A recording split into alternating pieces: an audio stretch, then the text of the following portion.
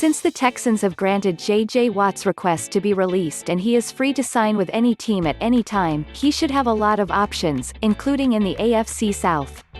Watt turns 32 in March and will be playing in his 11th season. Releasing him clears $17.5 million in salary cap space for the Texans. It's no secret Watt wants to play for a Super Bowl contender before he retires. With the Texans, he played on 6 AFC South-winning teams that won 4 wild-card playoff games but never advanced beyond the divisional round. Last season wasn't fun for Watt or any of his teammates or coaches.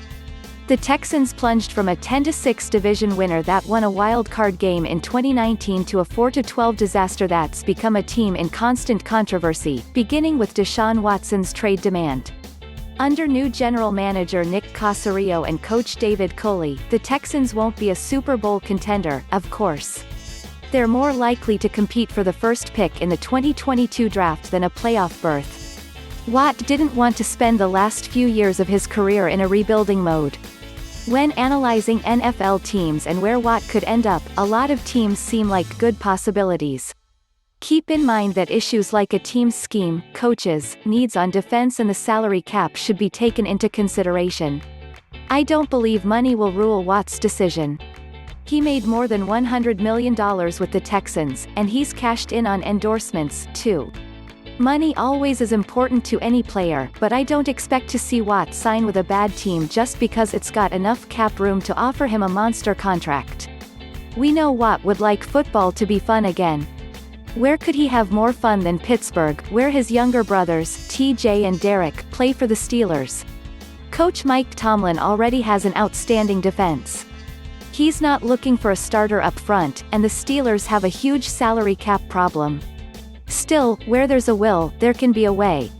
Watt has never tried to hide his respect for 2 of his former coaches, Mike Vrabel and Anthony Weaver. Vrabel is Tennessee's coach, and the Titans are desperate to boost a pass rush that recorded only 19 sacks. Watt could step in and contribute immediately for the defending AFC South champions, not to mention playing 2 times a year against the Texans. Weaver left the Texans for Baltimore in January. The Ravens are a Super Bowl contender that has a veteran defensive coordinator in Wink Martindale, whose players love to play for him. Watt grew up in Wisconsin and owns a home there. He was a die-hard Packers fan. Perhaps coach Matt LaFleur would like to add Watt to his defense after losing the NFC Championship game in each of the last 2 seasons. When Tom Brady played for New England, veteran players flocked to the Patriots because they knew they'd play for a Super Bowl contender. Brady just won his 7th Super Bowl ring for Tampa Bay.